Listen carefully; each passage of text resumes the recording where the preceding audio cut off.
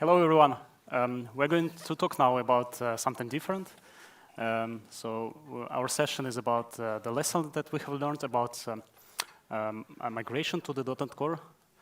So my name is Vladislav Nagornyi. I have been working with Microsoft for around 6 years and in Business Central for 3.5 years. I work in a platform team, mostly with the backend stuff. And I'm Wael Abuseada. So I've been working also in Microsoft for 6 years. Yeah. We match. So I work in the application team, but I wear many hats in Business Central. So I also work in security. So I manage Business Central security for you, so just to make you safe. And today we're going to talk about our .NET Core migration journey. Yeah. So the short plan of our session. So we're going to cover what is a .NET Core and why did we actually need to migrate and why do you need to migrate to it, and then how would you go with planning the migration and certain migration techniques that we have used, and also discuss some common challenges and solutions to the problems that we have met, and how we went with handling the components which was not possible to migrate to .NET Core, and also what were the end results and the benefits that we have found out during the migration. So what is .NET Core? First of all, the core idea of the .NET Core is that it is modular. It was built from the ground up, and it's very small. It's much smaller than the classic legacy .NET framework, where you have all the base types and all the framework in a big number of the assemblies. So the size is much larger, and it's not modular. It's a monolithic. The second very important aspect of .NET Core is performance. It was built with the performance from the beginning in the mindset. So there are actually dramatic performance improvements. And we're going to talk about how it affected us after the migration. The next point is that it is cross-platform. So it's not only for the Windows, but you can also run it on Linux and macOS. There is a possibility for the flexible deployment strategies. So it can be the self-contained, or it can use the runtime which is installed in the system. It opens up for certain different maintenance strategies. It has a simpler and also more powerful build tools.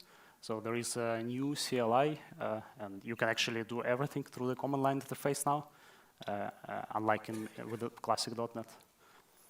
It is open source, so it means that it is driven by the community. So Microsoft, of course, does a lot of changes, but Microsoft accepts a lot of changes from the community to make the improvements.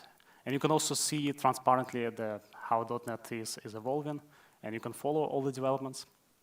And the last bit is that it is also, so the fact that it is modular and cross-platform and that there are flexible deployment capabilities, it opens up for a possibility to run in containers, especially in Linux and Windows Nano server.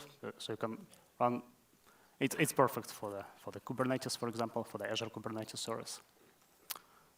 So now that we have talked about what is .NET Core and why would you need to migrate it, so how would you go with migration? So first of all, if we look at how .NET framework compares to .NET Core, so there are basically two large parts, or three parts, let's say. So there is application models. For example, in .NET framework, there is WPF, ASP.NET, the WCF, WinForms, some others. And then in .NET Core, there is, for example, Core WCF, ASP.NET Core, MAUI. Also, there is WPF. And then there is also base libraries. Then there is also a thing called .NET Standard.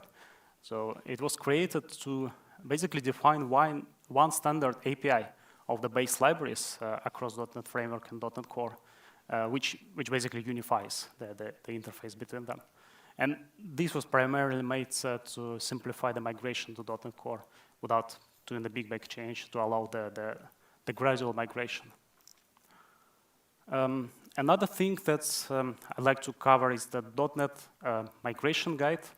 It's something that we have used, and you can also use it to look through basically what can be the different steps during the migration, what are the different caveats that you might meet, and what are the different tools that you might use. And one of the great tools is the .NET Upgrade Assistant. So it's actually the easiest way to start with the migration, and possibly it might be the only step that you actually need to perform. If only. Yeah, and it actually exists as a command line utility, but also as a Visual Studio extension. And in the Visual Studio, you can choose basically it from the menu of the project, and then you will be offered basically choose your way of migrating, whether it's in place or side by side, and then choose the target framework, and then look at the results. And basically, in most of the cases, it can actually convert your project. However, in a lot of cases, it's not as simple. For example, if you're using the WCF or some complex ASP.NET APIs. So how do you go with what to do? First of all, you need to list all the incompatible functionality and components and establish the dependency between them. You need to define the migration strategy for each of the components and then start executing. So this is the simple overview of the plan. And let's talk about how to choose the target technology. So first of all, we need to understand is the functionality which doesn't exist or which wasn't possible to be converted during with the .NET Upgrade Advisor. So is there an alternative functionality existing in .NET Core? Then is there a functionality that exists in some NuGet package, which is other than the one of your own packages or the .NET Core framework packages? And also maybe you need to consider whether the component has actually been planned for refactoring or deprecation. For example, if you're using the basic authentication and then this type of authentication is not supported in the library that you are using in .NET Core, maybe you need to consider to switch into the OAuth.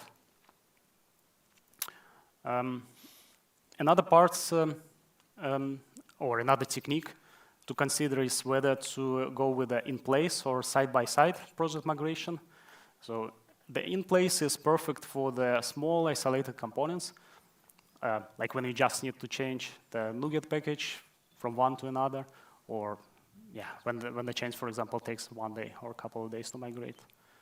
And then the side-by-side is where you create a new project and then do the gradual migration of the components one by one. For example, if you have a complex web API infrastructure, and then you have a lot of integrations, a lot of middlewares, controllers, some custom middlewares. So you would normally start with defining the new project with a new host and then migrate the controllers, middlewares one by one. And then also adjust the clients if needed gradually. So speaking about the ASP.NET, for us it was actually one of the biggest tasks to perform. We had 11 endpoints of the different sizes, especially the OData and API endpoints. They were extremely complicated to migrate. They have a lot of history, obviously. Before we have been using the OIN, which is basically a set of interfaces which extends the ASP.NET Web API. And it is actually quite similar to the ASP.NET Core. So in case you are using the OIN and ASP.NET Core, for you it will be rather straightforward to migrate this. It will be a lot of mechanical work, and there are some nuances, of course, despite the similarities. And also the good part about the ASP.NET Core is that before version 2.2 or actually before the version 3.0, it is supported by the .NET Framework. So you can start migration in place. in the same solution without having to migrate to a different executable or a different web host project. And then also a small part about the SignalR, in case you are using it. So the SignalR core is a better and newer version, but it also has a different protocol. It has changed, so this is also something you need to consider. You'll see later that it's going to have a huge improvement on debugging, but yeah. Yeah. Also, during the migration of ASP.NET to the ASP.NET Core, we found out that by default, they started to use the system.json. It's the new serialization component in the .NET Core, which is more performant than newtons of JSON, which was a standard before that. However, you might also want to consider keeping newtons of JSON, as it supports a little bit more than system.json. For example, if you are using the data contract serializer attributes, or if you are using the newtons of JSON attributes in a certain way, or a combination, it might be easier to start with newtons of JSON and then consider migrating to system.json separately. Both of them, they are supported in .NET Core, so it's just a choice that you need to make. Another also large task that we had to go through is WCF. So it's a pretty powerful framework that has been introduced several years ago. And even though there is a kind of a replacement in .NET Core called Core WCF, which has been released last year as a first version, it's still not fully implemented the WCF. So certain things like net TCP binding will not work as expected. But there are certain ways that you can consider. For example, the Core WCF. Also, you might want to migrate, or you might want to consider whether you want to move to the plain REST controllers, and then just forget about the WCF. And if you care about the high performance, maybe the good idea will be to use the gRPC with WebSockets. Also, in certain scenarios, you might want to consider to write your own custom middleware. Yeah, so it's a lot of possibilities. Another interesting aspect is whether you want to keep the olds or classic application configuration format versus to switch to the app settings JSON. Basically, both of them, they are supported in .NET Core. Certain settings, they are not supported, so they are either causing the errors or they are silently ignored in the .NET Core. So it's up to you. It can be that you may start with app config and then eventually move to the app settings JSON. If you are an AL developer and you are updating your app add-in to, well, if your AL application has the .NET add-ins and you are migrating them to .NET Core, you need to make sure to update the assembly probing paths to remove the old .NET 4 GAG and switch it to the .NET 6 or .NET Core assembly allocations. Make sure that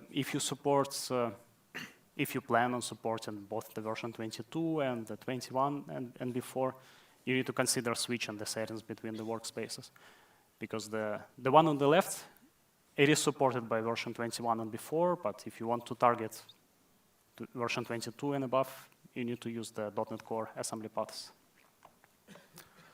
Yeah. All right. So far, let's recap. So far, we have tried to find alternative functionality in .NET Core for whatever we had that we couldn't just migrate. Mm-hmm. We try to basically find maybe we have the same functionality just in third-party NuGet. And we even try to see if we can refactor the component. In some cases, we even would decompile the package, take the source code that we need that will actually work on .NET Core, and we would take it and make sure it works. So we tried all of this, right? And it has been a long journey to get here. But are we done? Sadly, no.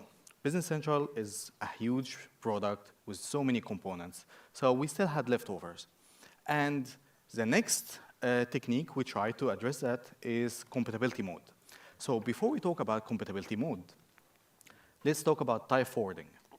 So type forwarding is a really cool feature that allows you to do stuff, cool stuff, without breaking changes. So let's have an example.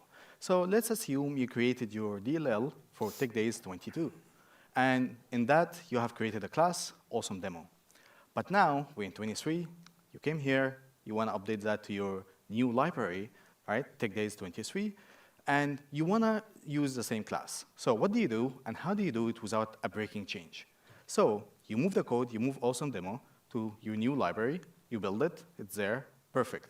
Now, you want everyone who's using TechDays 22 to reference it without a breaking change and still initialize an object of awesome demo. So how do you do that? Type forwarding. So you say in that TechDays 22 library that, hey, this class has been moved to this library, and you create a type forward to that new assembly. And it simply works at that. And now, this is fully supported in the AL compiler. So if you recall, a while ago, Vlad said that .NET Standard was meant to ease the migration to .NET Core. And the way they did it was, again, thanks to type forwarding, because most of the packages in .NET Standard are actually type forward to other libraries, mostly MS Core Lib. So now that we have type forwarding, we can actually explain what compatibility mode is.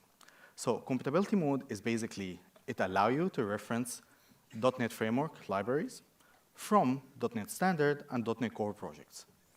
But if we can do that, so this is, again, it's possible because type forwarding, but now you might be asking the question, so if we are doing this, or if we can do that, why are we here in this session in the first place? Or why are we not using this compatibility mode to reference all of our .NET Framework libraries and we're done? So the thing is, if you do that, you will find out that compilation would work just fine. And you will quickly figure out that it does not cover all the .NET Framework APIs, only whatever was supported in .NET Standard. And you're not going to get compilation error, but you're going to get runtime error. So this actually happened to us as well in our OneDrive integration. And once we figured that, we had to actually switch from basic authentication to OAuth, right? And now, if you upgraded to 22, and you are writing your own application add-ins, you need to make sure that they will be loaded in compatibility mode, right? Which means it's not going to have compilation error, but you might have runtime error. So try to invest in migration to .NET Core, if not. All right, so again, as I was saying, it's a big product, huge product, many components. So how do we handle the stress of migrating to a huge product? So this is me and Vlad trying to sleep at night while we're working on this .NET migration. Yeah, we keep dreaming about the .NET migration. Is it going to break you? Once we release 22, are you going to come screaming at us and say, everything's not working, it's all on fire? And we wake up scared every night. But we always remember that we have good disk coverage in our application and platform repos, right? And that helps us a lot to go back to sleep safely. So the basically advice from us, invest in test automation. And we actually wanted to join the hype of AI because everybody have including AIs in their slides. So we would try to generate an image using AI for test automation, and that's what we got. So just saying. OK, so let's go back to what we've done, right? So we tried all that before. Now we have compatibility mode, but it doesn't answer all of our questions, or it doesn't cover all of what we have left. So we have one trick left to do, is to move to whatever we couldn't move, or whatever we couldn't migrate, we're going to move to a microservice. So how Business Central looks like in 22. On-prem, you will find that NST have two microservices next to it, reporting service and application proxy service. So application proxy service contains some application add-ins that we had for some of the local countries in Mexico and Netherlands. And it contains these features in there because we couldn't move them. We also have Dataverse 9.1 integration. And this is how it looks on-prem. it looks a little bit different on SaaS. Because we didn't want to, so we were in this situation where we wanted to think, when our partners try to do the same migration, what do you do? When we ask you to join SaaS, to come bring your solution into SaaS, and you have some .NET solutions that you need to introduce, so we always say, just move it to an Azure function. And we thought, maybe we should do the same, right? So that's what we did. We moved the application proxy service into an Azure function. And really, really quickly, we figured out it takes a lot of lines in AL to connect to an Azure function, which is why we decided, hey, let's just write an Azure function system module. And instead of writing, if you ever tried it, it actually was released last wave in 21. And if you ever tried it, instead of writing about like 20, 30 lines of code just to connect to Azure function, it takes you like 2, 3 lines. All right, so at this point, we're finally done. But we have some things that we noticed. So there are some, let's say, breaking changes, or we call it interesting changes. So the encoding in .NET is now, by default, set to UTF-8. If you have been using default encoding before 22, you will notice that it will default to your system settings, right? So if your system settings is set to something different than UTF-8, UTF-16, it will be that, right?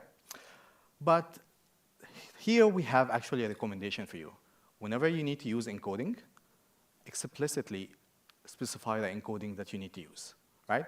Do not depend on default encoding, because it can cause a lot of issues, and it's really hard to troubleshoot until you figure out, it was encoding issue in the end. What else? This is interesting for you if you're writing C# code and you're writing test automation for that. So debug assert in .NET Core will actually crash the process, right? Because it's going to throw an error. And read-only fields in .NET Core cannot be modified using reflection. So if you're hacking your way into writing tests this way, yeah, it's not going to work. All right, now the moment of truth. So we spent a lot of time doing this migration. This effort spanned over many releases that we had. So many people have contributed to this one. And now it's time to see the results, the benefits we got from that migration. So obviously, the main benefits is performance. So in general, we actually found there's consistent computational performance improvement across all areas. In some of the application scenarios, you will see it was up to 30% faster. Administration tasks, some of them got even more than 50% faster, sometimes even 55. So this is a chart from our internal performance lab. And this is basically where we measure some of the scenarios, common scenarios that we're using, like creating a customer, posting an invoice, many scenarios that we identify, right? And we use that to help or to maintain performance and make sure we don't have any regression. And once we switch to 22, once we have the .NET 6 uptake, you can see the graph speak for itself. Huge improvement. So let's have that in numbers, because sometimes graphs doesn't tell you much. So building our internal binaries for the platform, we have seen about more than 20% improvement. And you want to go to the next one? Yeah, sure. So for example, to start a new tenant, so different administration tasks, like starting a new tenant or adding new NST nodes in our SaaS environment, restarting NST. So they all got, in average, around 30 to 50%. So you can see the difference here. So this will affect the operations mostly of the admins, or when the environment is under the load and needs to scale out. Yeah, so there are some improvements. Yeah, so hopefully when you come to us with tickets and our customer support is helping, yeah, these processes are a bit faster now. Yeah. Next is a little bit interesting stuff for AL, right? So computational on AL, so if we put the SQL transaction aside, just pure computational in AL, and we calculated that using hashing, the best way you can make that kind of computation, you can see that we had significant improvement. It's like 38%, and later on, with like more computational, you see that we get better improvement the more load we put on the NST. So it reached up to even more than 40%. And then the last bit is, again, thanks to Signal, our core, we got this actually improvement for free. So when you are now debugging, especially across the ocean, so basically, let's say you're debugging a production environment on a different region, I don't know, you're on a trip, you're on a business trip, and you have to troubleshoot that issue for the customer. Now, downloading a dynamic AL file, the files that you download when you're debugging, will basically went down from 17 to 3 seconds, which on some timing on a test machine. But the percentage is the more important part here is that it's 80% faster, right? And with that, we actually try to have a lot of free time at the end. So maybe you want to ask us a question. Maybe you are in this process of migrating, and you have some questions.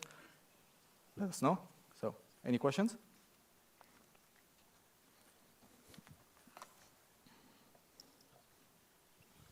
Anyone migrating, maybe? Maybe we can ask you some questions.